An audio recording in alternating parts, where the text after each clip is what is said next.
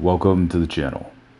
In this video, I will be giving a very brief overview to the Atlas build. This is not the complete Atlas build. There are a lot of things I need to test. However, I do want to get out a quick video in terms of letting you all know the direction that I'm going to be taking. For the individuals who are new, the Atlas build is a melee combat build. It's a tank build. And the goal with the Atlas build essentially is to control the battlefield with high CC, in addition to having an extremely high amount of defense. Offense is still there with the Atlas build. You will be able to do a lot of damage. However, your damage comes from well-timed CC combos and being able to manipulate the enemy players.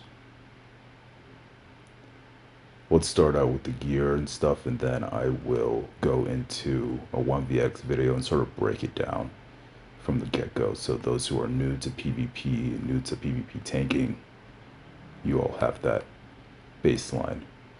A more in-depth Atlas build will be coming when I have everything I need and I'm 800 gear score. But for now, this is just preliminary gear setup. First, we'll talk about unyielding. This is one of the new artifacts that I started wearing. It's not a new artifact itself, but it's a new addition to Atlas build. I used to rock Void Darkplate.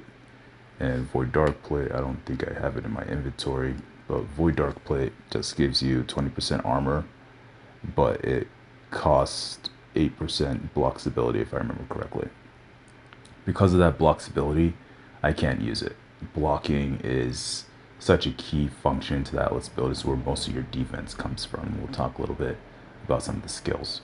So unyielding will allow you to negate most crit damage. So if you think about times where you're getting crit a lot, is usually when you're being hit with a backstab. So if you're relocating and you're trying to conserve your stamina, all those hits from melee players are going to be critting on you. That's decreased. And then most people are building Vicious, which is going to increase the critical damage.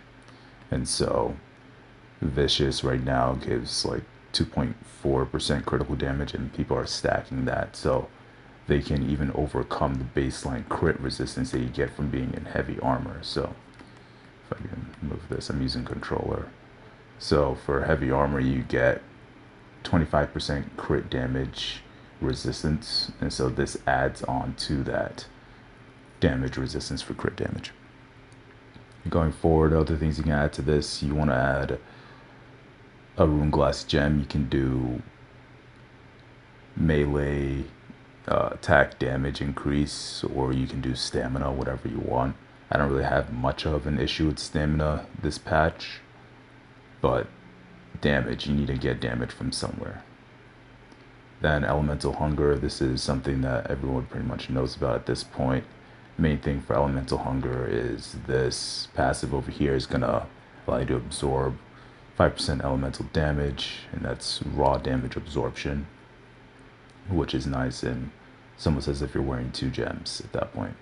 Hasted Vigor, you want at least one of these so you can have that haste that allows you to at least stay within range of individuals as they're attacking you, but you're by no means going to catch people. So with Atlas build, the main weakness is the mobility. You have good survivability, good damage, you're gonna have a lot of CC power and a lot of sustain, but mobility is gonna be an issue, and we'll talk about ways that you can combat that.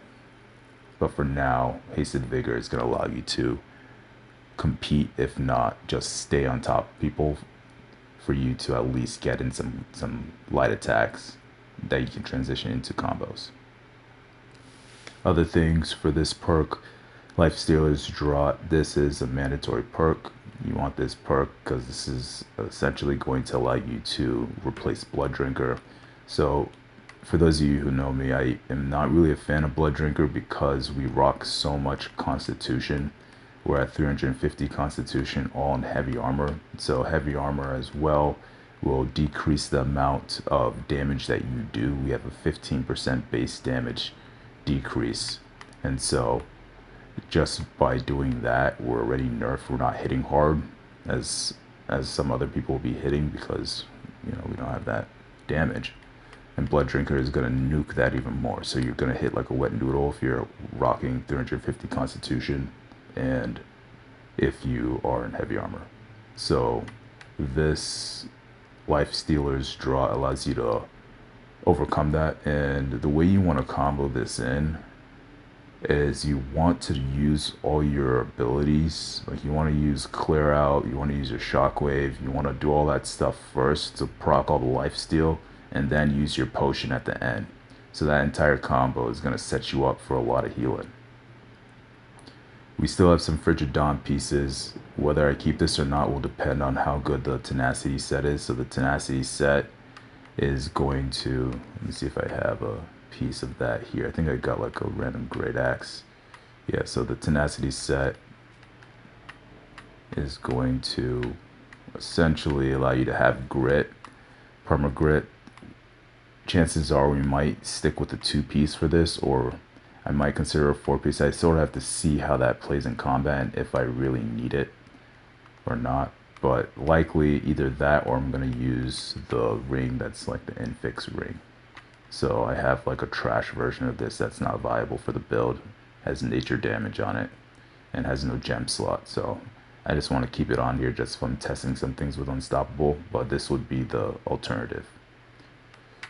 So Frigid Dawn on some pieces, we'll replace this with Tenacity if it ends up being good. And then for the legs too, you can wear Tenacity. That would be ideal, would be having 3 pieces of that and then maybe 1 on the weapon. But with the Tenacity set for the legs, you need to get Terminal Vengeance. So we did talk about damage for this build, and one of the few ways you can get damage and still be able to hit hard is having Tenacity or having Terminal Vengeance. And so with the amount of health we have, we're going to be at roughly 23,000 when we're fully maxed out, maybe 23.5, if not almost close to 24,000 health. So at 12k health, that's like 50% of the health. We'll be getting roughly 10% base damage. So this is a 730 piece. When it's maxed out at 800, it's 5%. So I think you get for every 25% that you're missing. So at 225% to be 10% base damage that you're going to be essentially adding to your combo mix, which is a lot of damage. It almost offsets the heavy attack or the heavy armor damage reduction. So that's a near mandatory perk. All the other perks, I'm not really a conditioning fan because it sort of have to get hit first before it even acts on you. So it doesn't really protect you from initial burst. But at the same time, it is still valuable because it's raw damage absorption. Next, the shield. The best in slot shield for this build will be exactly what I have with a gem slot. So I know there are a lot of shields with like multi protections on them and things of that sort. However, the things that are necessary will be sturdy 2, and so sturdy 2 has like more block stability than sturdy 1. So sturdy 2, when this is maxed out, I think it's like 9% or 10% or something like that. So we need to actually update this to get a new shield that has sturdy 2. We need Fortifying Shield Rush. So Fortifying Shield Rush, it can hit up to 3 people at once, and so that's it just triples the amount of fortify you get. So it'll be like 93% fortify, hitting all 3 of those people at once, which is a lot considering how much whopping armor we have. So, and then sturdy fortification, obviously a mandatory perk. Shield defense is good. It's just a well-rounded defensive perk to have. You can have a protection over there, but once again, it's not as versatile as having shield defense. So really, it's just this exact shield with a gem slot, and that'll be the most ideal combination. So it'll be a skill slot, sturdy fortification, shield defense, and then gem slot. For the weapons, so start with the Warhammer. The Warhammer, the main thing for this weapon is attunement. So you want as many attunement pieces as you can with a gem slot. Ideally, you would get 3 attunements, a gem slot, and then a skill perk. So I would change out this leeching for another attunement, and that would be considered my quote best in slot. Because what happens is with the Warhammer, since it's such a slow weapon, you're going to get the most out of this. We do a lot of combo hits, which means that if I hit you with one ability, I can set up 3 other abilities to hit you with. And so when you have attunement, depending on how long it takes to transition into those abilities, these cooldowns will be reset, and you can just keep on, like, it just adds up. For one combo, the max amount of damage that you're going to be doing is going to be a lot higher. So you want as many attunements as you can get, because the time where you're going to actually go into offense and hit somebody is going to be rare because of how slow the weapon is and how slow the build is entirely. But once you get somebody, you can really combo them out, and I'll sort of analyze the gameplay and show you exactly what that looks like. But it really is a waiting game and being patient and looking for that opportunity. And so that's where attunement's going to come into. Wherever you get their health without attunement, just know that with attunement you can get their health, or you don't have to get their health nearly as low before you can combo them out to completion. Next is going to be the sword. So ideally for the sword, plus or minus attunement, I'm still working and seeing how that fits into the play. It is nice to have because the sword is fast and allows you to chase down people and sort of get their health low before you jump into the Warhammer to finish them off. So it's good to have attunement over there, and that usually gets squishies pretty low and they start panic dodging, and you can follow them through with the sword light attacks. They're pretty sticky. However, your sword is not really your defense bar. It's primarily, or it's not really an offense bar, it's primarily your defense bar. So we use the sword and shield to move safely across the battlefield. Having double attunement's nice. In fact, I think I had a better sword than this that had like Trident strikes and 2 attunements. I don't really heavy attack much on the sword, so that would have been a perfect Warhammer. But of note, you do want keenly fortified somewhere on the body, and we'll talk about the other perks as well that you want. But Rune Glass Gem, attunements, ideally in another combo mix, I would do as many defensive slots as I can possibly fit on this with leeching over there. If I wasn't pushing, if I was just doing max damage, because that's going to translate to the other bars as well. The sword and shield doesn't need to be out for that to work. And so you can just stack even more resistance. It's as if you're having another armor piece that goes with it, and then you just go max damage on the Warhammer. So I probably wouldn't have like leeching on the Warhammer. I would have like another attunement over here, have 3 attunements, and I'd probably have like Thundering Shockwave over here instead of Leeching Clear Out. Even though Leeching Clear Out's very strong, this patch, when you do Shockwave into Clear Out, that combo mix is almost like 3k, if not sometimes 4k, depending on how many people you're hit with and if you've used a pot recently. Healing Stone Form, I mean, this is sort of locked into the build. It's hard for me to get rid of this. It's just so good. And I'll actually jump over to the earring right now. So I've been getting a lot of questions about whether or not we can use any of the artifacts for the earrings, Endless Thirst or Justice. The answer is no right now, because you can't have both of these perks together.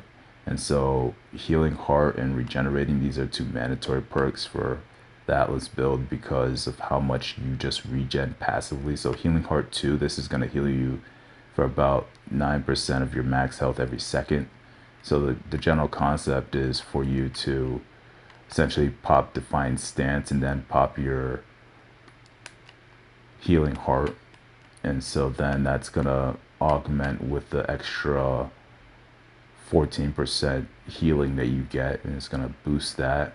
And then for regeneration is based on your maximum health. So the fact that we're sitting at such high health, this is just going to be passively healing us for a lot in combination with the food buff that we get as well. So that's something that you want to combo together.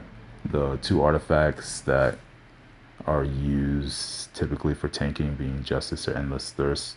Both of them, I've used Justice before, and I like Justice more than Endless Thirst. Primarily, well, that was before they nerfed it, so they did a shadow nerf of Justice in the fact that before you could use like you can use like one of your survivor potions, and then the other potion wasn't really affected by the potion surge, so you could just do a normal potion and a health regen potion. And now what it does is it just will allow you to use two health potions or two regen potions, so it doesn't allow you to mix and match them. And that was a huge nerf, because then you can't use a regen, because regen doesn't stack on top of itself, it just sort of refreshes that, and so it just made it kind of useless, to be honest. You could spam like two health pots, but one health pot is usually enough to get me out of a sticky situation using the regen for after I get up to full health and I'm still taking a sustained amount of damage. Then I use the regen to offset that. So Justice got nerfed, so can't use that. Endless Thirst was nice, but it doesn't have Healing Heart, or it's not going to have regeneration. I can't remember which one it doesn't have, but both of those are very vital perks.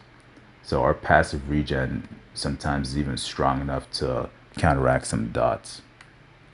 Let's talk about the amulet. The amulet, we have protection over here. The best combination that you can do for this is to have 3 protections, or as many protections as possible with a gem slot. That would be the ideal scenario. In terms of importance of protection, thrust protection, most important, followed by slash protection, followed by, I would say, either strike or fire resistance. That's like the order. I say thrust because that's gonna get most range. If it's a physical range projectile, it's thrust damage until proven otherwise. Until you see that it's either Boltcaster, or you see that it's an elemental gem split or something of that sort. But if it's a physical projectile, it's thrust damage. If they're using like Cannon Blast from the Heart Rune, which I never see people use, and that's like a Heart Rune is like 0 threat to you whatsoever, then that's strike. But for the most part, most projectiles, if not all the physical ones, are going to be thrust damage. And then also spears, it covers heavy attacks with sword.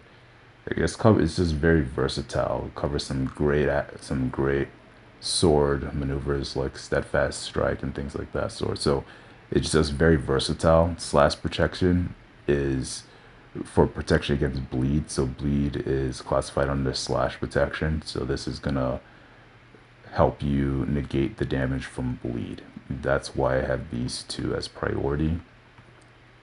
Then the rest, for in terms of why you're not really worried about slash damage entirely, is because most people coming with slash are going to be in melee, and fighting the Atlas build in melee, that's your primary area where you're the strongest. So when people are fighting you close in quarters, you have the shield to block a lot of those attacks. You're good at trading because we have so much health and we heal a lot. And then if they're in close proximity, then you can shield bash them and get big combos. Where the Atlas build is going to struggle is trying to catch someone who's running away, who's low health. So execution power is low, but damage and combo potential is high. So slash damage is not really a range type of damage type. So people who are melee tend to have slash, and those are easily counteracted with blocking. But the bleed dot is something that you have to look out for, that slash damage will negate. Other things, this was one I just got from the Catacombs loot box, and it had a skill slot over here. I'm okay because it has slash and thrust protection, which is great, and it has a gem slot, which is also great. But this is accelerated resolve is something that I would like to keep, but I am open to dropping that out and getting a protection perk. Then wellness is always good, gets your health high, and that's all said and done. For the ring, ideally you're gonna want cursed and curse enchanted, or the one that gives you, I forget what it's called, the one that gives you increased base damage with your basic attacks, but then decrease base damage of your abilities. So our abilities are setup abilities with the Warhammer. And so Shockwave and Clear Out and Wrecking Ball, those are all like wimpy hitting abilities that do little to no damage. And the reason they do more damage this patch with attunement on, and that sort of helps them do a little bit more damage. But your primary damage comes from your heavy attacks, and so having that is going to boost those heavy attacks to really final out people. This patch, I don't know if it's just my computer or my lag or whatever, but getting basic attacks off, it just feels very unresponsive. I'll do an ability and then I try and transition to a heavy attack, and then I just end up doing a light attack instead.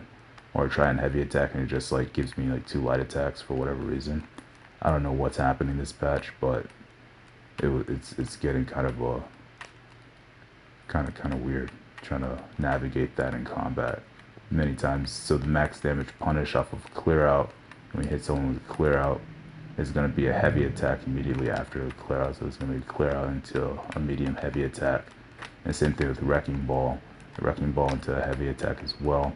And those are knockdown, so no matter how much freedom that they have, you should be able to get those. But this patch is just very inconsistent. Wrecking Ball's also been glitched out in the sense that you can't turn after you do the ability. So let's say you're looking in this direction and you want a Wrecking Ball behind you, you can't even switch over and do that. So a lot of clunkiness from that combat perspective, which makes it sort of hard to maximize the combo potential of the build, but hopefully they iron those out. Other things for the ring, you just want to put all the stuff that you can get for damage over here and just go from there. You want strike damage, you're going to want that curse and enchantment thing, you want some enchanted in there, etc. Just build damage because we have a lot of defense elsewhere. With unyielding, heavy armor, and elemental hunger, and shield with sturdy fortification and stuff like that with lifesteal, it's really hard to take us down. Other things for the gear, let's talk about the mount. So the mount is always like my mount's like my partner over here. I say I 2vx because he's literally part of my clips 90% of the time. You shouldn't be starting combat off your mount. So for my mount, I use this regen rate because this is going to give you benefits inside or on the road and off the road as well. It just gives you good regen and allows you to keep on running faster. And then the healing one, so this is a very good way to start the combo or start off. It's like half a regen pot in potency. Okay, let's talk about attributes.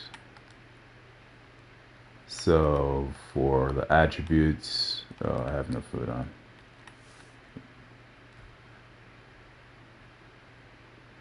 I run about 200 strength, and then I run 350 constitution, just so we can get that base reduction. One Chris active is going to play in hand once you get the tenacity set or you get the unstoppable ring. One of those two will be good, and then you just want the 5% damage to stunned or slowed enemies and rooted enemies. So this is sort of up in the air for whatever y'all want to do with that, but I like having 350 con. For the sword and shield bar or the sword and shield mix, we're going full defensive. This is what you want. And then for the sword master bar, you want the empowerment, and that's going to just increase your damage. You can remove a debuff with your heavy attacks, and then the block mobility. So before they added all these other perks, block mobility with sure footing was such a good combo that allow you to move across the battlefield easily. And so they're just better perks than sure footing right now, but block mobility is by far one of the most important perks on this skill tree. Over here, shield bash is pretty self-explanatory. You want to get the last one so you can get those big combos. With stopwatch before, this was such a good way to, it was so fun back before stopwatch got nerfed. They decreased the amount of damage that you do with stopwatch, but before that you could do some pretty insane combos. And it wasn't really.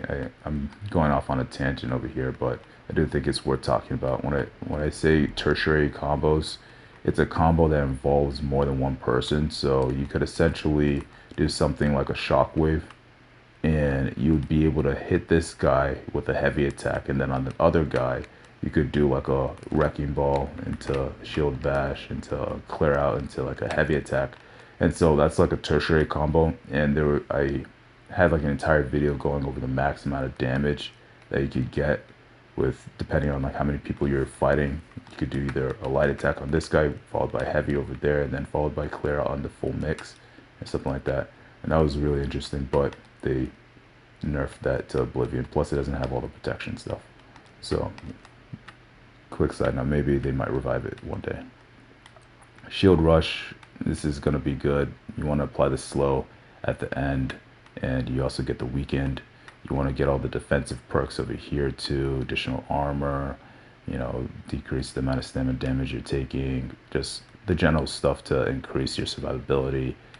This perk as well, mandatory, just going to reduce all the damage that you're going to be taking. And even though you're blocking, you're not taking a lot of damage from that perspective. It's going to decrease the damage that the dots are doing on you as soon as you start blocking.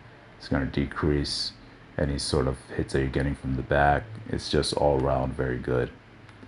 Then you want Defender's Resolve. So this patch, I have no idea what they changed about this, but for whatever reason, the stamina block damage that you're receiving when you pop this seems to finally be working. I don't know if it was working before, but it's very noticeable how much tankier your block is when using this. I just didn't test it before, so that's on me, but I'll be interested to see if other people feel likewise. But I am noticing that stamina damage protection by using Defender's Resolve is just one of my favorite abilities, and it gives you that nice heal at the end, but primarily the block damage and reducing that damage that you're taking as well. For the Warhammer, I have two primary setups for this. One setup uses Wrecking Ball. I had stopped using Wrecking Ball before because of how glitched out it was with the movement, and it still persists this patch, but with the double attunement on the Warhammer, it actually is setting up for almost more damage than with the Armor Breaker, because remember, Wrecking Ball in an ideal scenario without whatever lag or without whatever server instability or without whatever laptop issues I'm having will allow me to get that heavy attack. So Wrecking Ball essentially means Wrecking Ball plus damage of heavy attack, and the attunement's going to hit on both of those. And so obviously you take this all the way down, you get the AoE, get more people. And then they also did something with Wrecking Ball where it now tracks to somebody, and I kind of hate that because I didn't have issues aiming it before, and sometimes I would hit in the middle of two individuals so that the breathing room would smack both of them down. But now like target locks onto somebody and then centers on them, and then the other person's out of this very small radius. So they kind of just screwed it over, to be honest. But I'm sort of playing around with that. I'm pretty adaptable, so I'm going to see if I can make it work despite the game going against me. You want to get all these other things. So Warhammers are damage bar. You want to get things that do more damage. You get stuff that give you grit. This is good as it applies a Warhammer debuff, which will allow you to do more damage when you have a Warhammer debuff.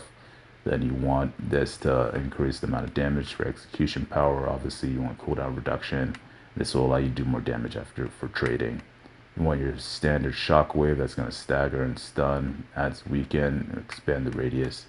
This is good when you're outnumbered, it gives you that fortify buff just by existing. And then clear out, one of my favorite abilities as well. Good heal because it's a crowd crusher ability, which is going to proc that. And then you have the new perk that's 30% more healing. And then you also have fortify, and this fortify is going to persist on bar swap, so you can hit this fortify and bar swap immediately to your sword and shield, pop defiance stance, and then use a potion for the maximum amount, meaning that increased healing with fortify now and a potion that's going to heal you for big, or you can use healing heart as well with that combination. And then this is actually better than the heavy attack for cooldown reduction. When you're in a clump and you do two light attacks, that's instant Wrecking Ball or instant clear out again. So that is that. What else did I want to talk about?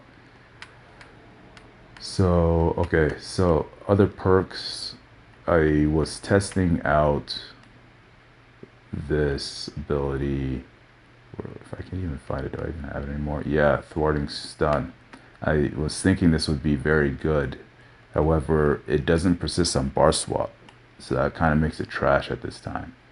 Because then you have to stay on your sword, on your Warhammer bar throughout the entire time, and the stun is only 1 second. I could see this being comboed with stopwatch, make it 2 seconds, which essentially is a shockwave.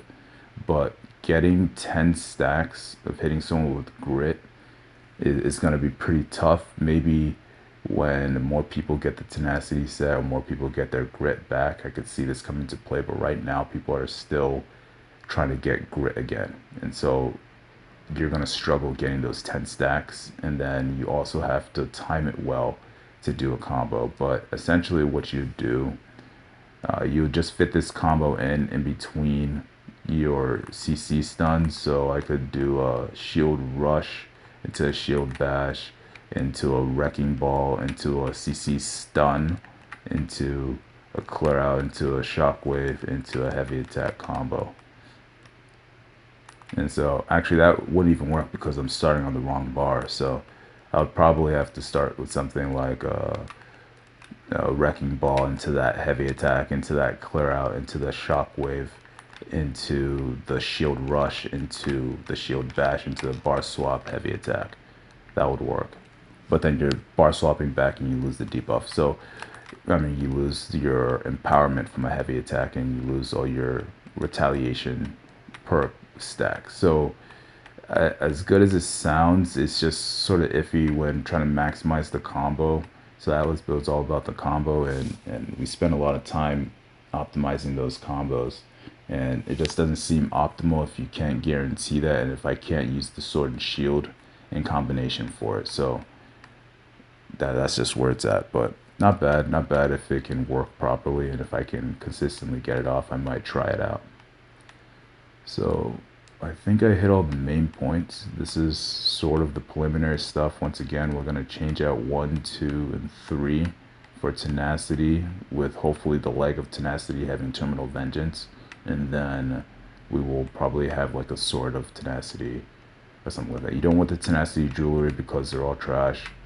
They don't have protection for the amulet. They don't have the healing heart and regeneration for the earring. And then the ring, I can't remember what it is, but if it was important, I probably would have remembered it. So that's where we're at right now. We might change as we see and as we test more things, but we're going to get into the combat guide. Okay, time for the combat guide. Like I said previously, PvP tanking is all about timing and finding the right opportunity to combo out your folks. So over here, I run in immediately on my mount. Over here, I just dodge some of their attacks, see if they can get their cooldowns. I get that instant regen. I find the first guy on the side, see how squishy he is, see if I can combo him out. But I'm interrupted by all these people. I don't have grit over here. I'm doing light attacks to try and get cooldown reduction. That heart rune is going to stop me from dodging. So what you want to do is block and then move out with your block as you're staying protected. Over there, I'm blocking all those projectiles as I move over for some line of sight, so that draws them into melee range. And that's what you want to do, is always find something with line of sight and then get them into melee range. So I give that guy a big combo, he falls off, but once again I start lagging out. I can't hit anything over here. It looks like he DC'd or something, he must have crapped out. But AFK, we just finished him before he could come back in. And now we're looking at roughly about 6 people or so, all laying down on us. So we hit those guys with the shield rush, and that protected us and allowed us to do accelerated resolve, and then we get some more distance and we drag them out. The reason I drag them out over here is so I can get this tree, and so I can really isolate the people who are dedicated and want to fight. So when people chase you out this far, then they tend to stay to the end. So we got them with a big combo with the Wrecking Ball 2 and the mix, and that sort of got people a little bit low. I'm watching out, seeing who's reckless over here. I'm just throwing out a couple of combos, throwing some heavy attacks. This guy wasn't watching his health. He died instantly. Now it's up to 3 people, Once again, light attack, got good cooldowns with the Wrecking Ball over there, flattened them. I'm looking at their stamina right now and seeing who's low stam and seeing if I can really combo somebody out. And this guy, he wasn't watching his health. Shield bash into clear out, into shockwave, into Wrecking Ball. He died. Next is this light fire staff. He doesn't watch his health. I get him with that good Warhammer medium tech tracking that really solidified that damage, and he starts using potions, but he's still offensive. And the tank guy I'm going to save for last because I know he's not going to run. Light player is most likely going to run. He wasted all his stamina. That's where you use the light attacks from the sword and shield to really butter them up. If you're fighting against something like this, you just want to block that even if you're in light armor because it does negative stamina damage. Next is just a tanky guy. I think he's going to make a run for it, so I'm like, oh man, dude, you just ruined my clip. This could be a good, sweet 1v4. But he does stay for the fight, which actually allows us to get this 1v4 in. Most of the time, the last person runs, but this is just standard Warhammer comboing, and we clear him out.